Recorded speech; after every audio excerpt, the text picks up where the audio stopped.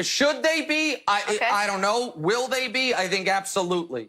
I think Patriot fans are tied to the hip at the moment with Tom Brady. Yesterday, I said on this show, Brady is more likely to be the worst quarterback in the NFC South than the best quarterback in the NFC South. I think that's a pretty obvious statement. I don't think most people would disagree with it. My replies and responses on Twitter, which admittedly is an unfair sample, were not a lot of angry Bucs fans. There were a lot of angry New Englanders. There were a lot of people with Celtic avatars and Red Sox avatars and still TB12 in their avatar. I mean, they were Patriot fans that don't realize he's not yours anymore.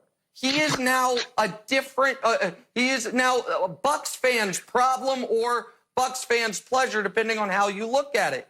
Now, to your second question, Jenna, and this one I'll kick to Wildes, which is, are they Brady fans or are they Patriot fans? This is what occurred to me. I'm 35 years old. Anyone a few years younger than me, if you're 30 years old or younger, your entire sports fan life, if you're a Patriot fan, you have known nothing but winning and nothing but Tom Brady. It is the most spoiled group of sports fans ever. Football fans that are under 30 from New England, it's unbelievable. I would imagine the only thing comparable to it is basketball fans in New England who grew up during Russell's time. But Russell only played 13 years. Brady played 20 with New England. So, Wildes, you're obviously not under 30, but for the entirety of your adult life, it's been Tom Brady and the Patriots. So I don't think you'll ever get over it, and I don't think you'll ever divorce yourself from him, even though he divorced himself from you, Kevin Wildes.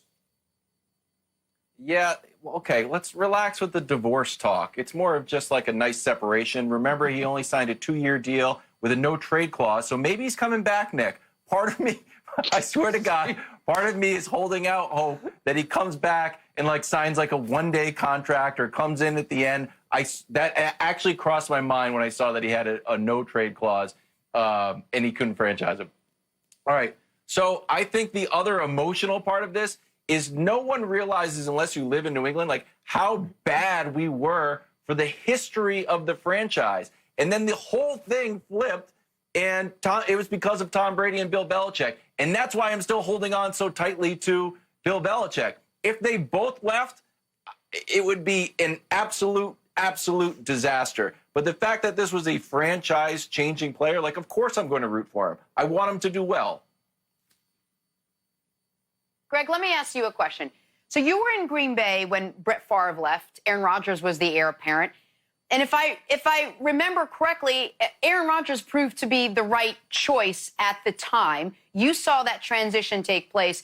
Fans were still rooting for Favre even when he left. He was such an iconic force in Green Bay. What happens now in New England? Are fans? What happens to Stidham, who's got those big shoes to fill? Do you see the same thing, that fans will just sort of follow their quarterback out, or are they more fans of the team?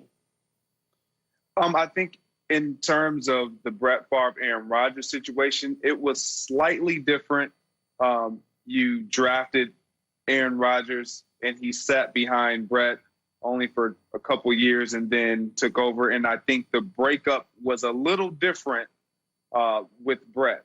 And so with that, same in New England, you're going to have fans that are going to pick sides. It's like a relationship. Friends that are tied to a couple's relationship, they're forced to kind of pick sides. You're either going to be with the woman or you're going to go pick sides with the guy. And that's the same with fans. They're either going to pick sides and be with New England, or they're going to decide, I'm a Brady fan. Wherever Brady goes, I'm going. And that's kind of what happened with Brett Favre. You wanted him to stick it back to Mike McCarthy, Ted Thompson, Mark Murphy, You wanted him to stick it back because you felt like they treated Brett wrong. They treated me wrong. They're not loyal to Brett. They're not loyal to us. That's how fans grow tied to players and organizations. And it's at their own discretion. They have every right to feel however they feel. If they want to root for Brady as a Buck, root for Brady as a Buck. But to Nick's point, he is not yours. He's never quite been yours. He's been on borrowed time this entire time, and you've been beneficial of what he's providing you.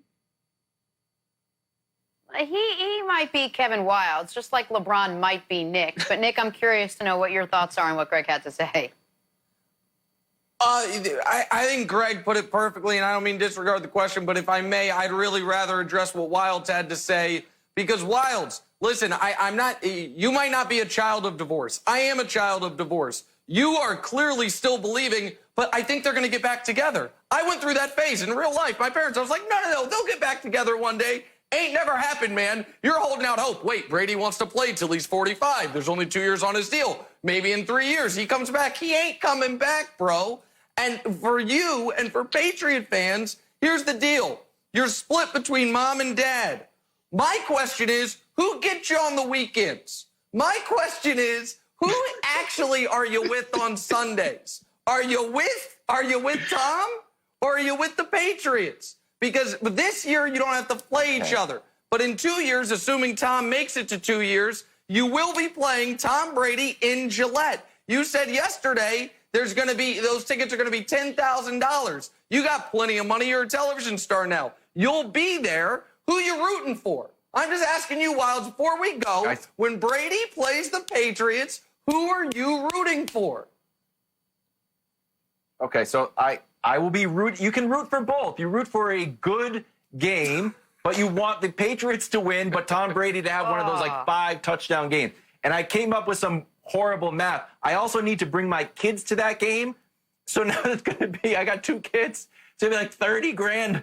So I have to I don't know what I'm going to have to sell all of my possessions, all of these books. I'm just curious, Nick, who would you be rooting for? Oh, well, listen, you brought up the LeBron thing. Here's the thing. I was never a fan of the Cavs. I was never a fan of the Heat. I'm not a fan of the Lakers. I'm a fan of LeBron. I've been unabashed about this. I go where LeBron goes as far as my basketball fandom because I'm from Kansas City. We didn't never have a team. It's different if you're from a city that's got a team. So I'm allowed to be a sports free agent. Wildes is supposed to be with the Patriots, live or die. We'll see if that turns out, Jenna. Thanks for watching. Subscribe here to get the latest from the show. Also, be sure to check out more of the best clips from First Things First, or go watch a few segments from our other shows on FS1.